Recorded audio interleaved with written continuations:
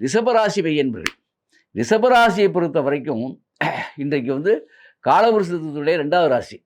அப்போ ரிஷபராசிக்கு வந்து சனி இன்றைக்கு வந்து லாபஸ்தானத்துக்கு வந்துட்டார். அப்போ நீங்கள் எதை இன்னும் இந்த ரிஷபராசி பையன்பர்கள் இந்த ஆண்டு எதை தொட்டாலுமே நஷ்டம் வராது. கஷ்டம் இதுவரைக்கும் இருந்துச்சு.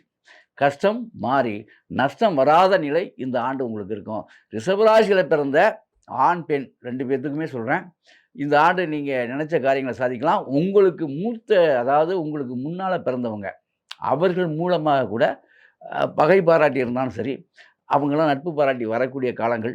2வது வந்து தன்னை விட வயதில் மூத்தவங்க மூலமாக உதவிகள் பெறுவது, இப்படிப்பட்ட அமைப்பெல்லாம் ரிஷபராசிக்கு வரும். அது மட்டும் இல்லை, ரிஷபராசியை பொறுத்த வரைக்கும் பயணங்கள் இருக்கும். வெளிநாட்டு பயணமெல்லாம் வரும். அது மட்டும் இல்லை, வெளிநாடு செல்லக்கூடிய வாய்ப்புகள் ரிஷபராசிக்கு நிறையவே வரும். காரணம் என்ன அப்படின்னா, 10ல் கர்மஸ்தானத்தில் வந்து ராகு உட்கார்ந்துருக்கார்.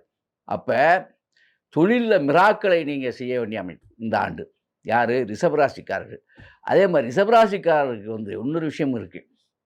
ரிஷபத்துக்கு 2ஆம் வீட்டில் வந்து குரு. அப்போ மிதுனத்தில் குரு இல்லையா? அப்போ தனகாரகனே 2ஆம் வீட்டுக்கு வந்துட்டார். அப்போ இந்த ஆண்டு உங்களுடைய காட்டில் மழை, அதிர்ஷ்ட மழை.